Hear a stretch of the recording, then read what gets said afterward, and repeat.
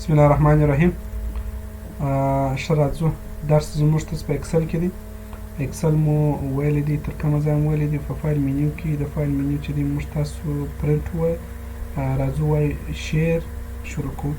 شیر څه معنا ورکوي؟ شیر زه غواړم چې دا خپل ګوره په شیر باندې کلیک کوم. په شیر کې موږ څه کولی شو چې دا خپل متن یا ورقه یا صفحه چې زموږ ته شته یا فایل چې زموږ ته شته هغه کولی شو چې شیر یې کړو د نورو ملګرو دوستانو یا په دفتر کې استفاده ورڅخه وکړو. اوس ګوره زه شیر ته راغلم. په شیر کې زه راځم ایمیل ته. ایمیل باندې زه کلیک وکړم دی ماته دا ایمیل د څو آپشنان خلاصوي. دی ماته وایي چې په کوم نوع کې غواړې، په کوم ترتیب غواړې، په کوم ماډل کې غواړې چې ته دا شیر یې کړې. دلته یو اول نوشته دی وایي send as attachment. send as attachment چې د everyone gets a copy to review.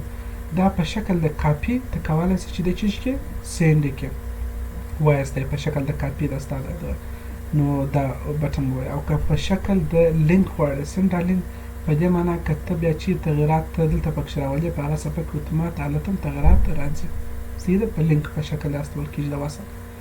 سینډ از پی ډي اف او ایکس پي ایس په دې معنا دی چې دا دواړه په یوه شکل استي په شکل د تصویر استي چې بیا هغه کې څوک تغیرات نشي راوستلی. فرق یې دا دی چې د پی ډي اف آپشنان چې دي ډېر تر ایکس پي ایس پی ډي اف ډېر استفاده کېږي تر ایکس پي ایس. سینډ از انټرنیټ فیکس چې دی دا په هغه صورت کې استفاده کوو چې فاکس استفاده کوو. اوس فاکس استفاده کېږي نه، د فاکس پر ځای اوس ایمیل و، جیمیل و، یاهو میل او آوټلوک استفاده کېږي. دا د شیر کار و. ایکسپورټ چې دی زه صادر کوم په څه شکل یې غواړې صادر کړې، په شکل د پی ډي اف د ایکس پي ایس یې غواړې صادر کړې او که چینج یې که په شکل د پی ډي اف او ایکس پي ایس غواړې نو پر پی ډي اف ایکس پي ایس کلیک وکړه، بیا راسه کریټ پی ډي اف ته دلته چې راغلې بیا راسه دی وایي چیرې په کوم ځای کې غواړې چې درته صادر کړم. په ډیسکټاپ باندې د چیش په نامه سره د بوک وان په نامه سره په پی ډي اف یې غواړې یا ایکس پي ایس هر شکل چې ته وغواړې. زه پی ډي اف انتخابوم، بیا راځم پبلیش کوم. دا چې زه پبلیش کوم ګوره دی ماته چې کې جوړوي دا چې راته جوړ کړي اتومات دا دی راته خلاصوي. نو په دې ځای کې دی ماته وایي دا ستا دغه صفحه چې ته ګوره پی ډي اف شوه. ګوره اوس که زه لاندې راځم ګوره چې څوک د پی ډي اف په شکل یې راته جوړ کړي. اوس که زه په دې کې غواړم تغیرات راولم نه راځي.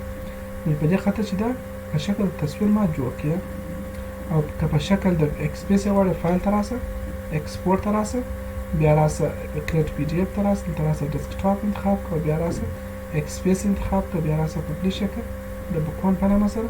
د ایکس پي ایس په شکل دی تا ته جوړوي خو هغه آپشنان ګوره د پی ډي اف ایکس پي ایس آپشنان چې زما سره انسټال نه دي صحیح ده. نو په دا شکل ته کولی شي چې استفاده ورڅخه وکړي. بیا راځو په ایکسپورټ کې موږ تاسو لرو دلته چینج فایل ټایپ لرو. که ته غواړې چې د ټایپ ور چینج کړي اوس ګوره ما تاسو ته ویلي وو په انفو کې ما تاسو ته ویل چې که ته ګوره اوس ځینې آپشنان دي په چک کمپیوټر چې موږ تاسو کتله چې دا کار کوي دلته که کار نه کوي. نو که کار نه کوي نو ته څه چم کوې نو ته مجبور یې چې ماډل یې ور چینج کړي چې بیا په کښته ماډل کې کار وکړي.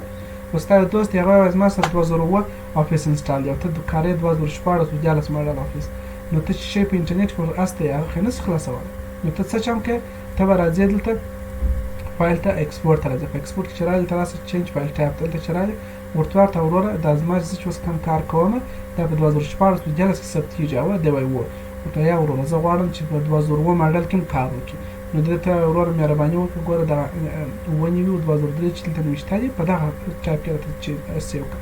دا به انتخاب کې بیا به راسه سیویس ته چې راغلې بیا راسه په ډیسکټاپ یې ثبت کړه د بوک وان په نامه سره ګوره ټایپ د ده چې دی چینجېږي او سیو یې کړه.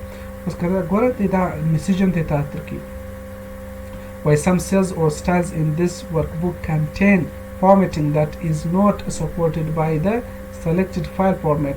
These format will be converted to the closest format available.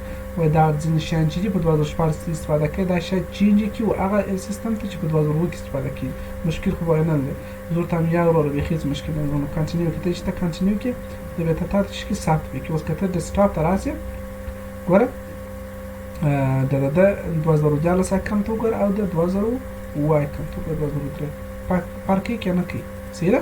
نو دغه د کار و د ایکسپورټ و چې فایل نوی چینج یې صحیح ده. په هغه په د اوپن ډاکومنټس پر شیټ په نامه سره ثبتولی سې د میکرو په نامه سره په دغه کې ثبتولی سې په ټکس باکس کې نه نوټ پیج کې ثبتولی سې په هر فارمټ چې ته وغواړې په هغه فارمټ کې ته دی کولی سې چې چې ثبت کې دا د ایکسپورټ کاوه کلوز چې دی زموږ ته صفحه یا شیټ باندې مکمل پروګرام نه باندې شیټ صفحه باندې او کته واجب ته اخلاص کې فایل تر اسه تر اسه د بیرته تشکیل خلاص وکړي اکاونټ چې دی دا کولای شو چې د انټرنیټ څخه مرتبط تازه معلومات د افیس ویب سایټ څخه ترلاسه کړو د پروګرامو په اړه کې ور اکسس دی ایکسل دی پبلیشر دی آوټلوک دی پاورپوینټ دی ورډ دی سیده دا پروګرامو په اړه کې موږ کولای شو چې معلومات ترلاسه کړو په شرط چې انټرنیټ ولرو او آی ډي ولرو ساين ان کیږو نو دا بیا موږ ته خلاصي نو دا فایل مینیو نو ومنه توفیق